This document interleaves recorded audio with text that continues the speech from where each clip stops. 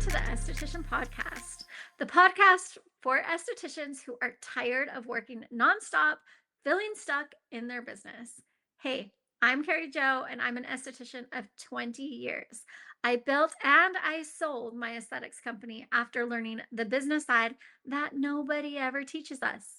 And each week, we are going to figure out what is actually happening in your business and what to fix first, and how to build a business that actually is going to give you more freedom, more profit, and most importantly, more peace. So let's get into today's episode. Mel, I'm so excited you are here because we need to have this conversation. And it's a conversation that I don't feel like we have in the aesthetics industry enough. And it's the one thing that I've noticed time and time again is that estheticians, we get really good at like making money with our hands, but we're not necessarily building wealth outside of our hands. And so today I really want to focus our conversation in how to get really practical. And I want every esthetician that's listening to walk away knowing what their next financial step looks like. So good. So to get first, thanks for having me. This is going to be fun, and I think it's a huge need. And and just so they, not to let the pressure off, but just so they know, they're not the only ones in this boat. Right. They're in good company. Yes. And Mel works with everyone, like all Yeah. the celebrities, they all know him. And so we're in really good hands today. So one thing that I notice and I see over and over again with estheticians' income is we are so tied to the income we produce with our hands. So like if we Yeah. get sick, right? Or we get burnt out, anything like that, the income just stops. Like how risky is that?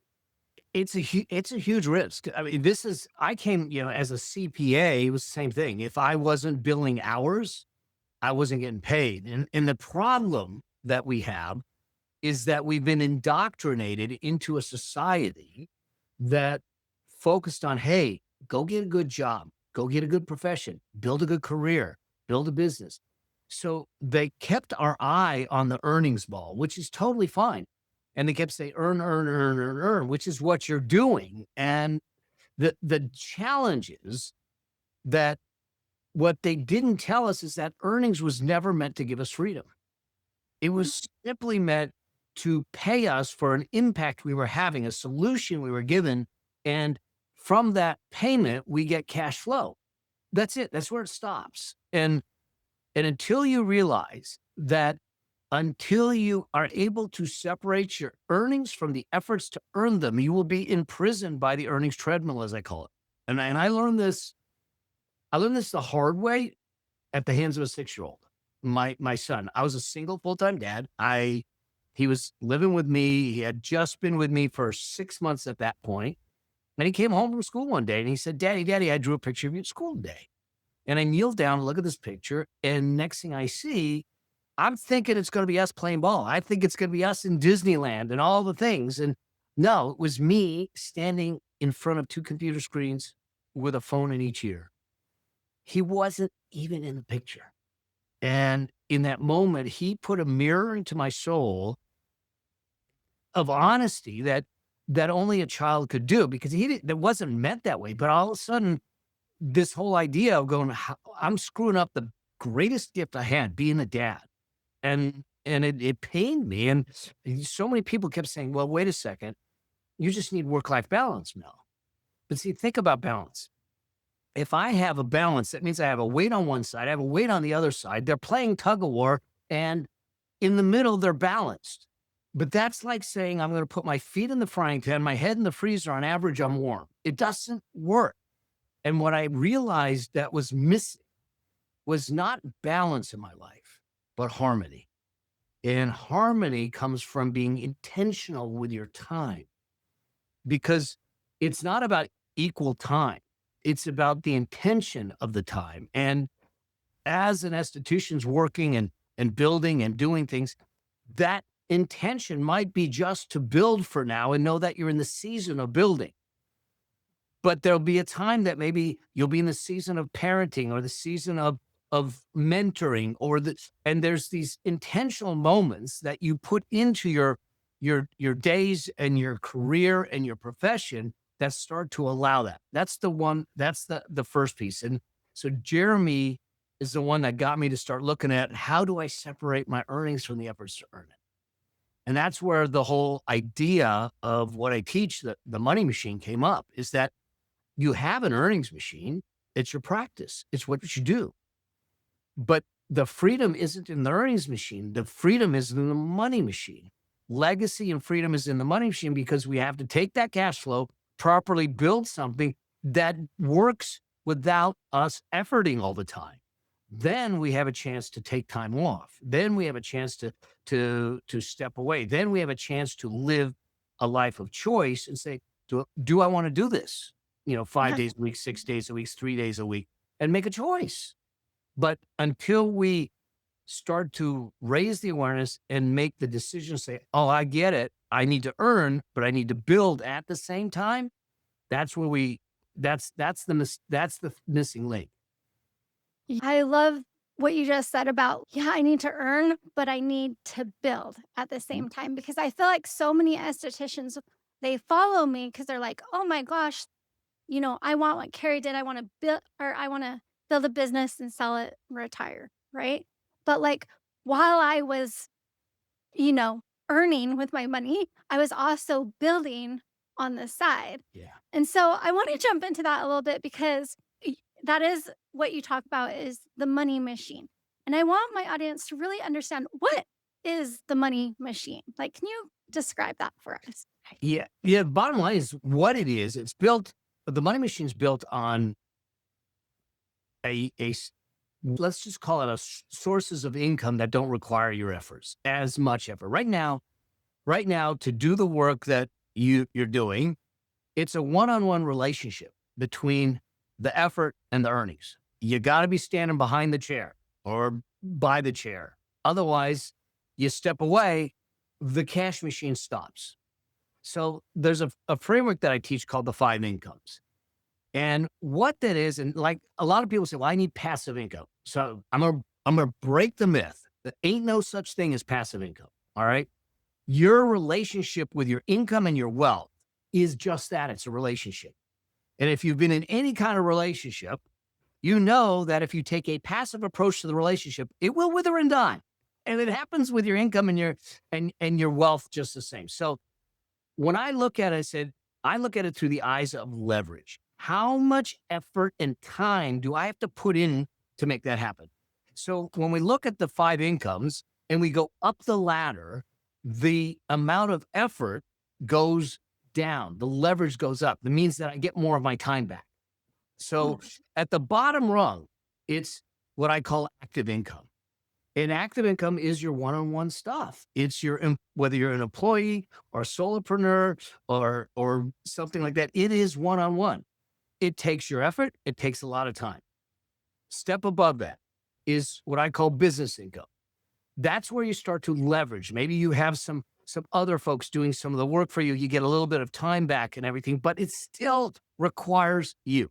So the bottom 2 rungs of the 5 incomes don't really get you to escape the earnings treadmill. It's the next 3 that do.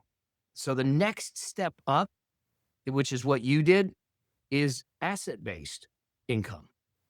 Buying other assets with the cash flow you're creating from the bottom 2, things like real estate or equipment that you rent, that you can buy it and put it out there and it's generating cash flow. And there's effort to build, to buy it and get it set up, but then it cash flows. So that's asset-based income. Above that is what I call residual-based income. You create something like my book.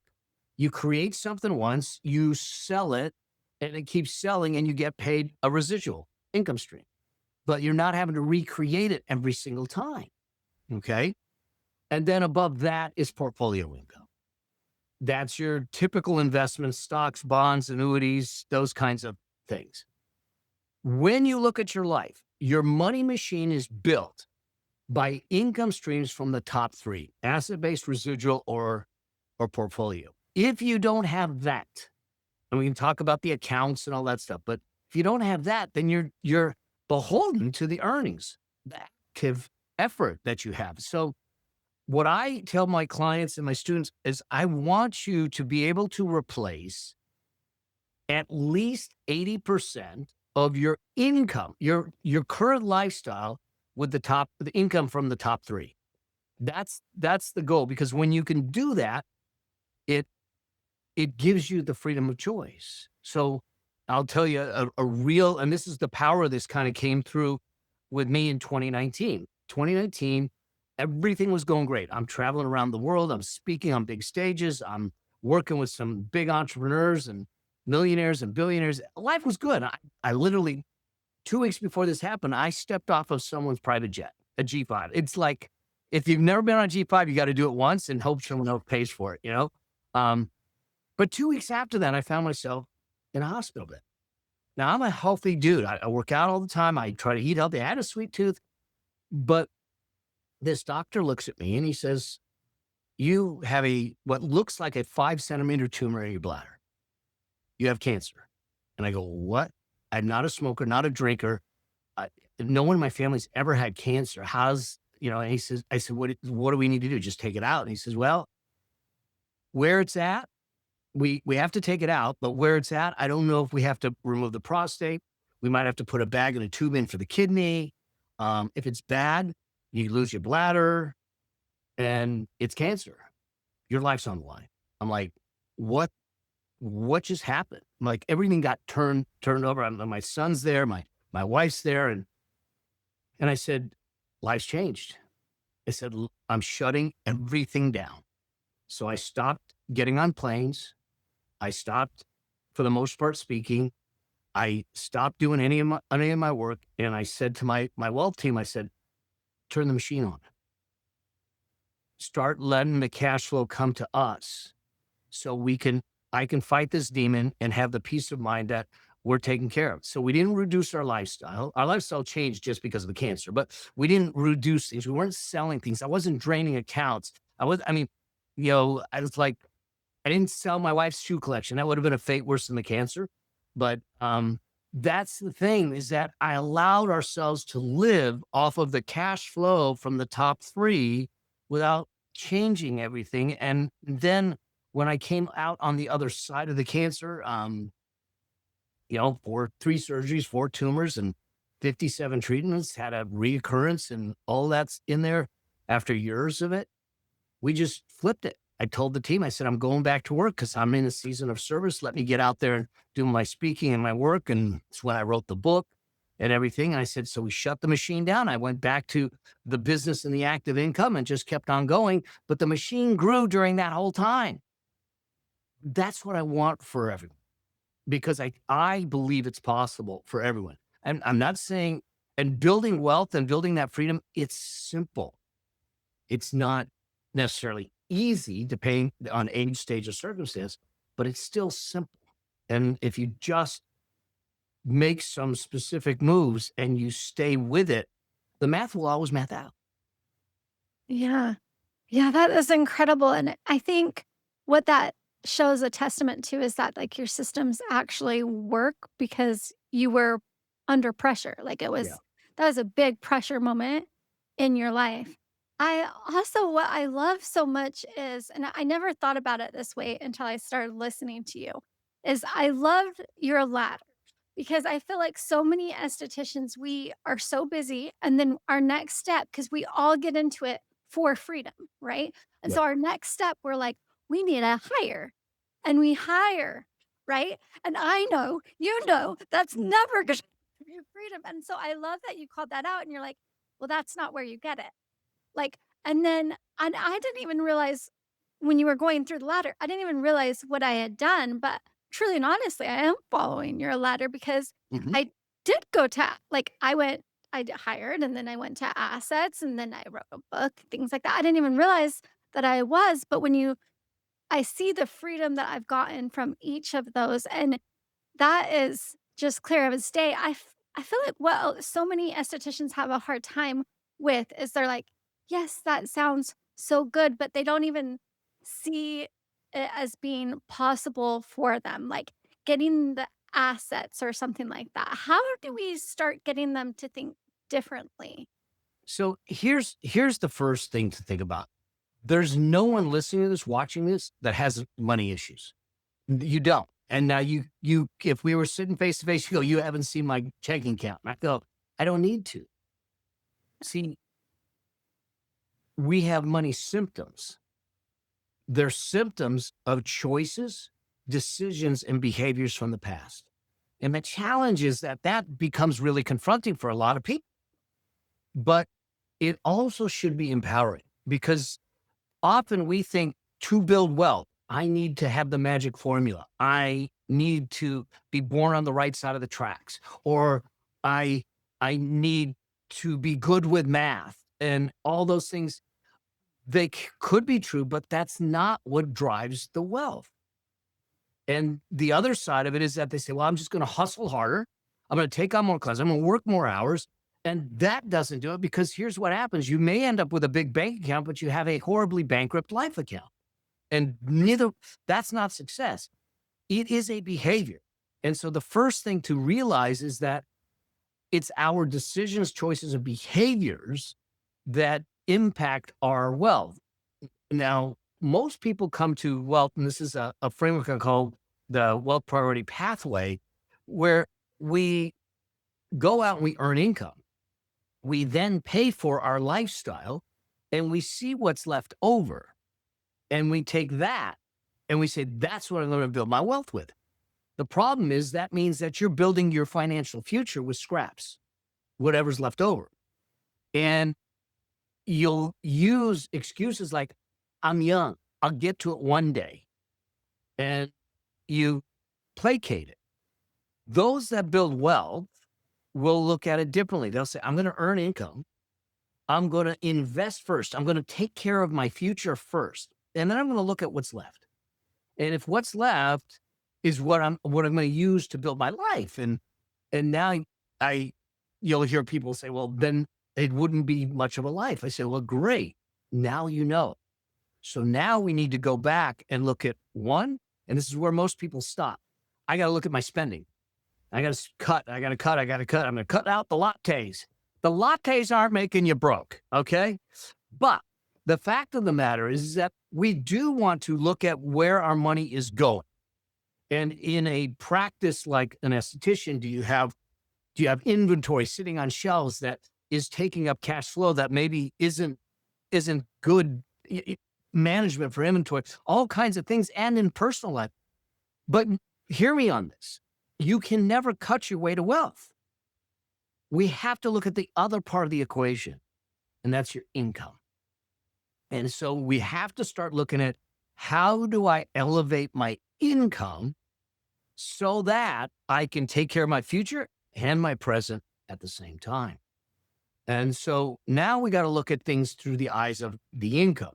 In the first place, when someone says, I need to earn more, my first statement or question to them is, have you owned your worth first? And here's what I mean by this.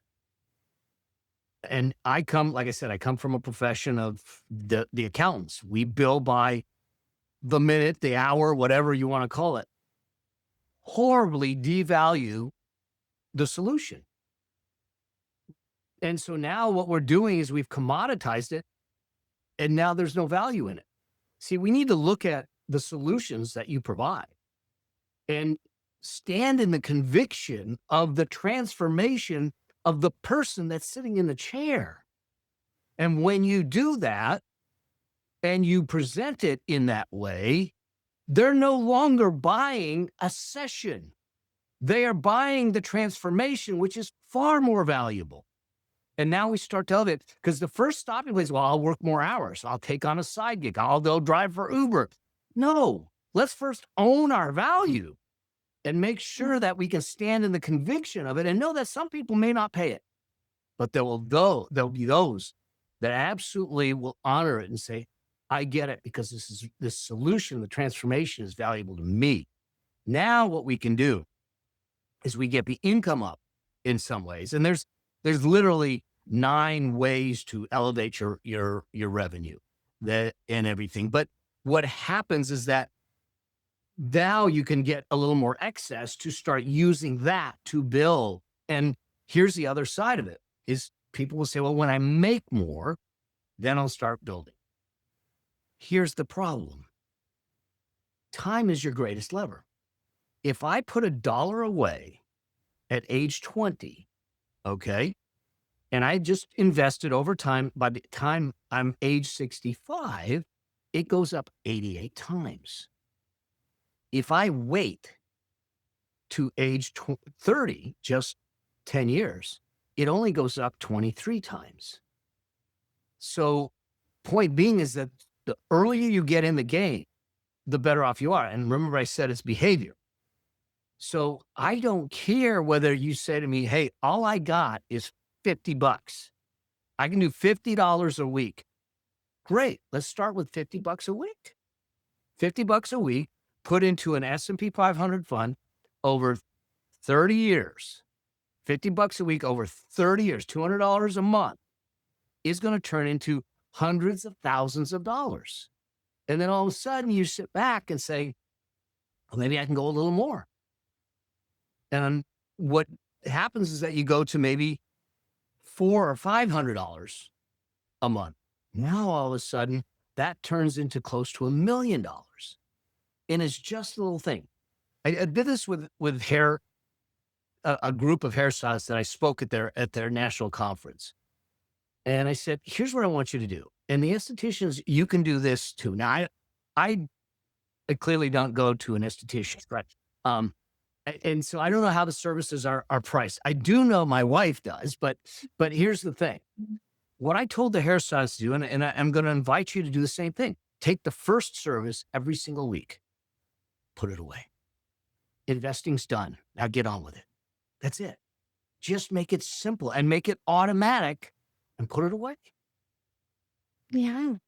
Yeah, I love that. And I think that what I took from that is just start where you can. Do you know what I mean? And I think that that is the problem, because what ends up happening if we don't do what you just said is then I get on these phone calls with these estheticians that are in their 60s and they're tired and their body hurts and they're like, I just want to be done, but I didn't do anything. Like I didn't start. Do you know what I mean? And so I think I love that, just however much you can, or taking that very first appointment and getting started with that. I feel like that's so simple. I feel like that's something we can all do. I am wondering, because you do have like a lot of CPA knowledge and things like that. So if you are an esthetician, I'm just wondering where, if you have a bunch of extra money after, like, say we put some away and things like that, where would you put your money to work? Would you put it into like an emergency fund, So, debt, retirement? Where would you go? so this is a great question. I'm going to step back to what you said about starting now real quick. Yeah. Just want to give you some data, because this will hopefully get them to understand. Most of us think that we're building wealth and it's a linear thing. If I need $1 million and I want it in 10 years, it's 100,000 a year. No, think about this: $10,000 a year at 8%, $10,000 a year at 8%, $833 a month. It will take you, by doing that, it will take you 7.5 years to hit the first 100,000. It will take you 20.5 years to hit $500,000. So now you're 20.5 years in and going, I'm only halfway to $1 million. Are you kidding me? But that's when what the wealth creation curve takes off. To go from $500,000 to $1 million, it takes you only 7.5 years. It takes you actually less time to make the last $500,000 than it took to take the first 100,000. That's why getting in the game with whatever you got starts to eat up the time and get the game going with that. All right. So going to your question now. Yeah. There is a hierarchy. It's something that I call the wealth priority ladder. Okay. And it's something that I talked about in my book. It's there. But it literally, here's the challenge. And this is something we're not taught. So there's nothing to be embarrassed with. Look, as an accountant, I wasn't taught this. They taught me how to count the money. They didn't teach me how to keep the money or build the money. Yeah. So I had to figure this thing out. And so there is a hierarchy, a recipe, if you will, that allows you to say, how do I optimize things? Now, when I look at things, I say, how do I make things safe first, growth second? I want an unshakable foundation for y'all. So the very first money I have people put away is at first is I call it a comfort fund. I want you to put $1,500 or 1 month's expenses aside in a high yield savings account. That's it. This is not your emergency fund. This is the transmission breaks, something happens. I'm not going in the ditch and I'm not swiping a credit card and I'm not going to parents or friends saying, I need to borrow money. And so this is one of those things that once you do it once and it's done. So I'll tell people, like, do me a favor, just go around and your house and see what you're not using. Put it on Facebook Marketplace, sell it, get the cash, put it aside. Now you know you have the comfort of having something there in case. From that, the next stage, the next step is to look at two things at the same time. Now, this is where me and a lot of the other personal finance folks differ. A lot of people will tell you, get yourself out of debt before you start investing. I think it's a mistake. Now, mathematically, it makes sense. Practically and behaviorally, it doesn't. Because remember I said it's a behavior? Debt payment and debt management is a very different habit and mindset and muscle group than wealth creation. I think you need to do them at the same time. And because if you don't, it's like the dude that goes in the gym, works his upper body, never does the lower body. You know, he's fine until he puts on shorts and you go, what is that? So I want you to take the next set of dollars. And if you have consumer debt, credit card debt, student loan debt, things that are for lifestyle, that kind of stuff, first, I need you to stop going into debt to fund your lifestyle. That means that there might be some cutting and some tough decisions. But then take those balances and get yourself on a debt payment plan, either an avalanche or snowball method. I've got a tool. It's free. They can go get it. Go to melabraham.com/no debt. Put your stuff in there. Decide which way you want to pay it down and just follow it. Just pay it. So now you're paying your debt down while at the same time taking a portion of it and putting it in an emergency fund. I call it a peace of mind fund. Same high yield savings account. The emergency fund is 3 to 6 months of cash. Peace of mind fund, I want you to push to 9 to 18 months, especially in this kind of business. If you're not buying the chair, if you have, God forbid, something like that happened to me, you need the liquidity to keep that unshakable foundation in place. As you get that done, if I have my debt covered or is getting paid down and I got my emergency fund in place, now I can start to look at investing.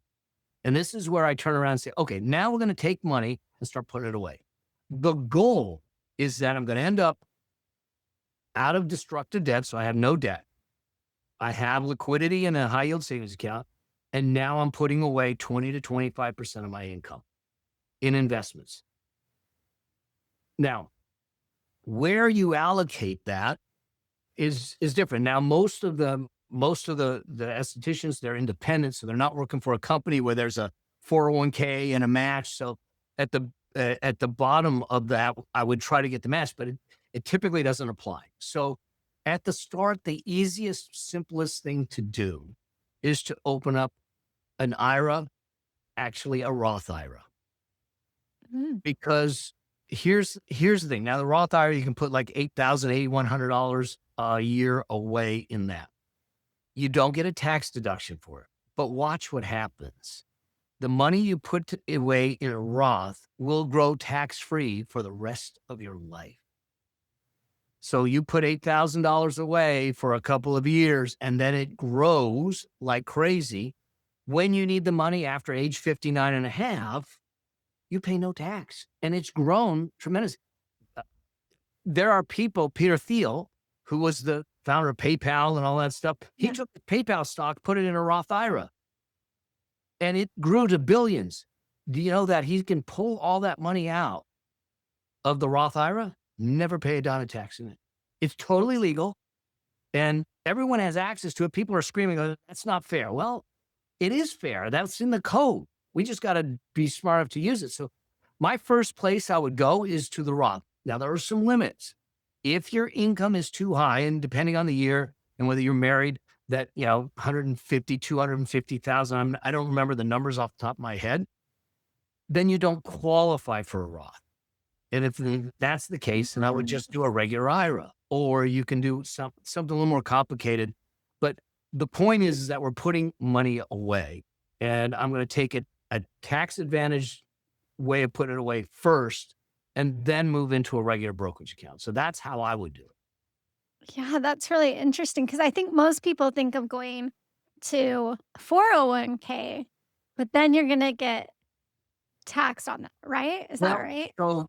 so this is a good question. You can do a 401k, and the only reason I picked the Roth or the IRA is because it's simpler. You don't need to go open up a 401k. You just go to a brokerage house and say, "I need a Roth IRA." So that's the easiest, lowest threshold way to do it. If you have the cash flow and everything, you're better off doing a 401k because the limits are higher. Hmm. So you can go and open up if you don't have employees or your only employee is a spouse, you can do what's called a solo 401k.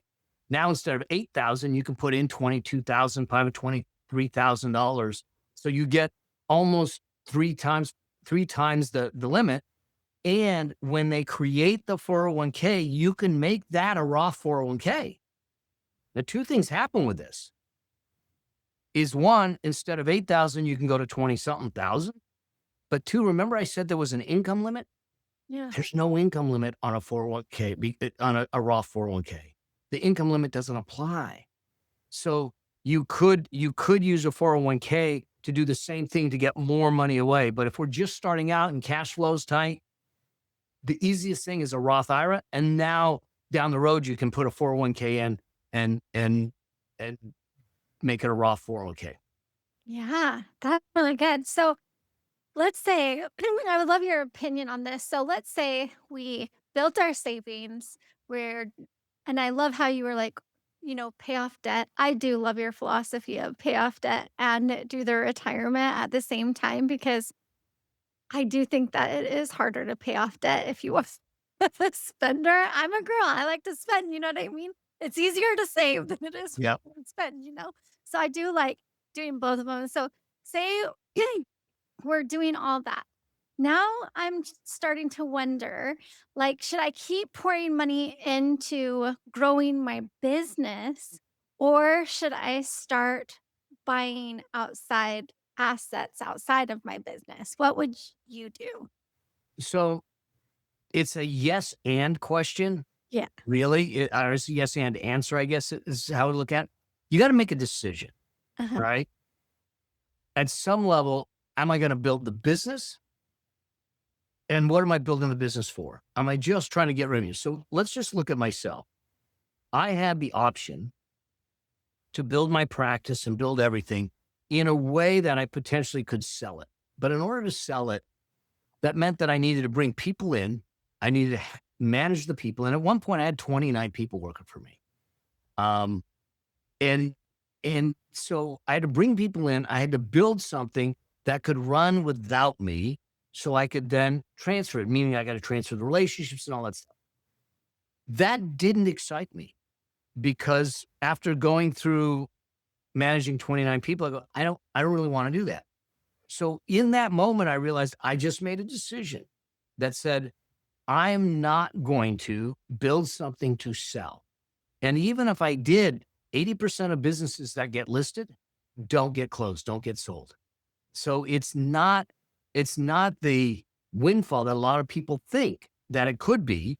And so if we're betting our whole future on selling the business, I think what we should do is build the future and assume that it doesn't get sold. And if it gets sold, it's icing on the cake. So we have to make the decision of how we want to run the business and what we're going to do with that business. Then once we do that, the plan has to be in place to say, okay, no matter what, whether I'm selling it or not selling it, I need to build something outside of it. And that's in the upper three elements of the five incomes. That means that I'm either acquiring real estate, I'm either building something, maybe it's products and stuff that I can get residuals and sell to other salons and things like that, or I'm investing in stocks and bonds and all of that type of stuff. Because if I don't do that, the only way out is selling a business. Now, I have to invest in the business.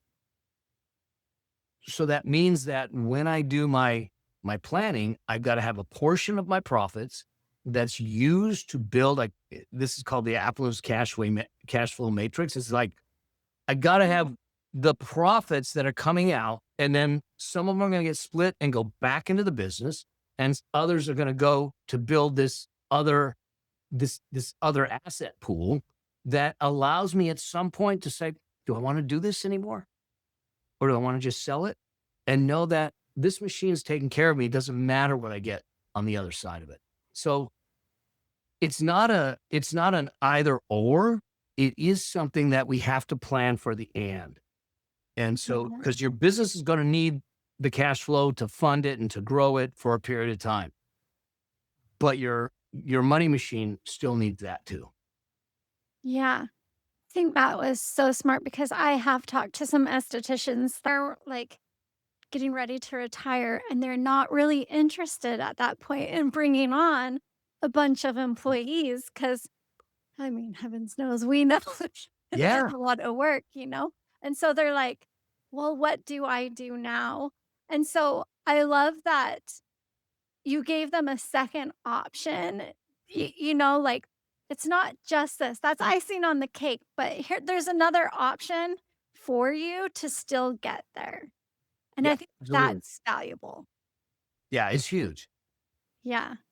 Well, Mel, I am so grateful that you came on today's podcast because I just believe that financial education is like the one thing that is missing so much. We teach so much on skills and marketing and everything, but I believe that we have to get financially educated to grow. And so I love listening to you and everything that you say. I always learn something. Like I'm always like, wow, I never thought of it like that, even on this episode. And so I know that there are so many other estheticians that are going to be listening to this episode and they're going to feel the exact same way. So, how can they find you? How can they learn more? And where should they start? I think, well, I got a bunch of stuff on my website, melabraham.com. My YouTube channel is where I put out 2 videos a week going through different topics, different things. And it is about finance and wealth and money, but it's more than that. Because if all I did was teach you how to build a bank account, then I failed horribly. I want you to live a rich life. And rich life means that it's your design, it's based on your values, it's what you want, and that you're experiencing and feeling life, and that there's joy in it. And it's not just chasing commas and zeros in a bank account, because we can all do that and be miserable at the end of the day. And so I talk about all those things and how to make sure that we do that. So those are probably the 2 biggest things. I also have something that we've started to put people through. It's called a constraint diagnostic. What we don't understand is the financial pressure we're under is no different than the hip pain you might have and that you've normalized in your life. Because you sit back and go, it's there, and you just kind of go through it, or hand pain or whatever it is. But we've normalized the financial pressure, and the financial stress creates financial pressure. That financial pressure creates emotional load. That emotional load infects our relationships, our health, and everything we do, even the interactions with the client, because now it impacts something called decision noise. How do we make decisions and choices? Now, all of a sudden, that pressure causes you to take on a client that you wouldn't otherwise take on because you're making a decision from survival and cash in that perspective. But we created a diagnostic tool, constraint diagnostic. It's on my website, totally free. But you go in, you answer 15 questions. It'll let you know where you are in the matrix, and it'll let you know what your primary driver is. Is it financial pressure? Is it emotional load? Is it decision noise. And then what's the recipe, at least the first stage of the recipe, to start to get it fixed? I think those are probably great places to start. And then just to realize that wherever you are, you are. Whatever choices you made, you made. I have not made great choices in my past. I lost 1/3 of everything I owned in a Ponzi scheme. All right. This guy did. Like, wiped out between me and two friends. We lost over $4.5 million. But I rebuilt it and tripled it within 18 months. So my point is that whatever happened in the past is the past. Don't beat yourself up. Don't sit back and go, I wish I would have started at 20. You're right. I wish I started at 1, but I didn't. So we start where you're at. We give you the tools that you need. We get you on the path. We don't complicate it. Bottom line is this: spend less than you make, put the excess away, get the money to work harder for you than you did for it. And now all of a sudden we're separating your earnings from the efforts to earn it. And that machine will give you a life of choice. Yeah, wow, that is amazing. And I just have to double down on what you said because I feel like it's so important to pick people, mentors, and people that inspire and that you listen to based off of their values. And I think that's one reason that I resonate with you is because of everything that you've gone through in your life. Like it has, I think you really found the value of time. And when I sold my business, one of the main reasons I sold it is because I was like, I just gave up all that time with my family just to build that. And I'm never doing that again. Do you know what I mean? And so So true. I think it's so important to find mentors that have the same values as yours. And I just really I resonate with everything that you put out there because you do value that time with your family. And I think that's what all of us moms and even dads, we want that time. And so I want to thank you for everything that you're doing. And I'm going to put all those resources in the show notes. And Mel, thank you again for coming on the Esthetician Podcast. Oh man, thank you for having me and just reaching out and saying, hey, would you be interested? The answer is yes. This is Yeah. what I'm here to do. I'm in a season of service, and thank you for giving me the gift to be able to serve your audience. If today's episode hit home for you, the next thing I want you to do is go and download my free esthetician weekly number tracker. Most estheticians are trying to fix everything all at once, when really it's usually one number that is quietly breaking the business. This tracker, it helps you figure out what number is actually hurting your business first. So when you know what to focus on, instead of feeling like you're all over the place, you can start changing your company. You can download it at karijopatterson.com/start. And remember, you don't need to fix everything at once.